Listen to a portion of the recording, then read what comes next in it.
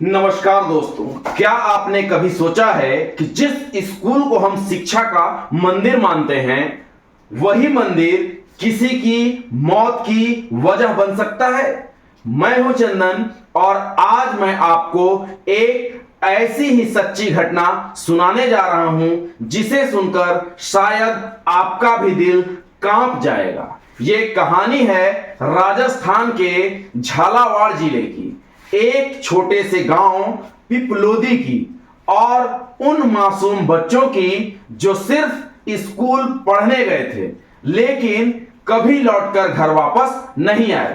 तारीख थी 25 जुलाई 2025। सुबह के करीब 7:30 बजे का वक्त था। बारिश की हल्की बूंदें गिर रही थी। स्कूल खुल चुका था, स्टाफ भी पहुंच चुके थे।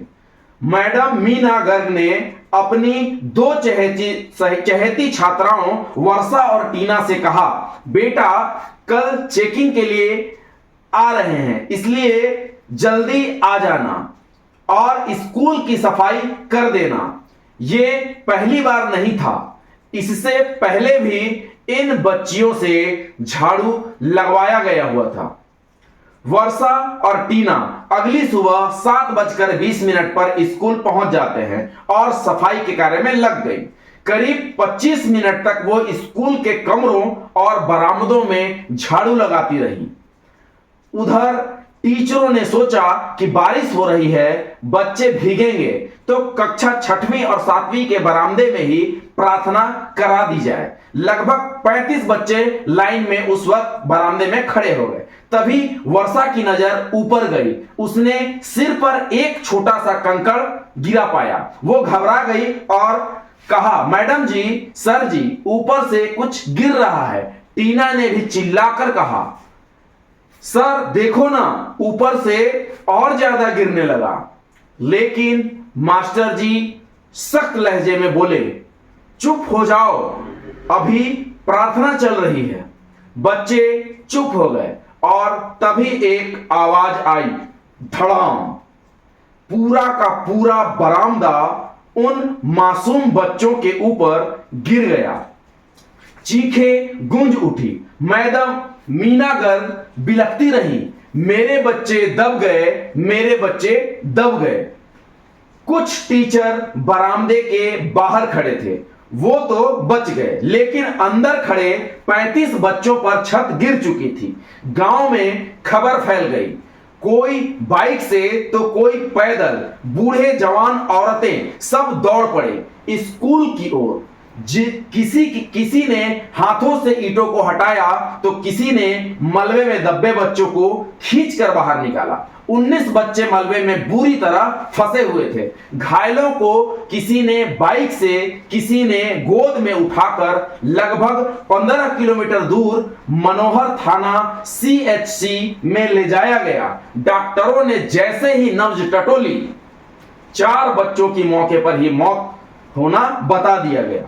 और जैसे जैसे समय बीतता गया, मौतों की संख्या बढ़ती गई। अंततः 7 बच्चों की मौत की पुष्टि पूरी तरह से हो गई। मरने वालों में थे पायल, प्रियंका, कान्हा, हरीश, मीना, सतीश और कुंदन। कई बच्चे ICU में भर्ती थे। 2 का ऑपरेशन चल रहा था। देश भर से संवेदनाएं आने लगी। राष्ट्रपति, प्रधानमंत्री, मुख्यमंत्री सबने ट्वीट किया, लेकिन क्या ये संवेदनाएं उन बच्चों को लौटा सकती हैं? छोटू लाल, जिनके बेटे कान्हा और बेटी मीना दोनों मर चुके थे, उनकी आंखें सूख गई थी। वीरम, जो मजदूरी करने कोटा गया हुआ था, जब अस्पताल में पहुंचा तो अपने बेटे कुंदन की लाश देख रो पड़ा और उसने कहा, मेरा बच्चा तो बस स्कूल गया था, वो क्यों घर नहीं लौटा? जब पत्रकारों ने जिला कलेक्टर अजय सिंह राठौर से पूछा, सर ये स्कूल तो जर्जर था, फिर भी क्यों नहीं सुधारा गया था, तो जवाब मिला, ये स्कूल हमारी जर्जर भवनों की लिस्ट में नहीं था। कोई शिकायत नहीं आई हुई थी। कोई शिकायत बिल्कुल नहीं। गांव वालों ने कहा था 200 चंदा इकट्ठा कर लो, हम खुद इस छत को ढलवा लेंगे, लेकिन कोई सुनता ही नहीं था। असल में 4 करोड़ 28 लाख का बजट पहले ही पास हो चुका था, लेकिन वित्त विभाग में फाइल अटक गया था। हादसे के बाद प्रधानाध्यापिका मीना गर्ग और 5 टीचर सस्पेंड कर दिए गए। जांच तो चल ही रही है, केस दर्ज हो सकता है, लेकिन क्या सिर्फ सस्पेंशन से ही उन 7 जानों की भरपाई हो जाएगी? हमारे देश में सिस्टम तब जागता है जब हादसा हो चुका होता है, जब कोई मासूम अपनी जान गंवा चुका होता है। काश ये हादसा पहले रोका गया होता, काश कोई लिखित शिकायत कर दी गई होती, काश किसी ने समय रहते जिम्मेदारी निभाई होती।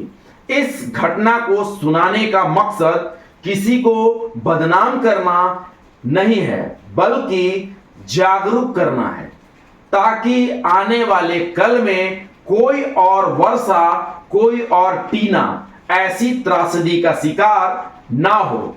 मैं हूं चंदन, आपसे विदा ले रहा हूं और सुनते रहिए सच्ची कहानियां। जय हिंद, जय भारत, बहुत बहुत धन्यवाद।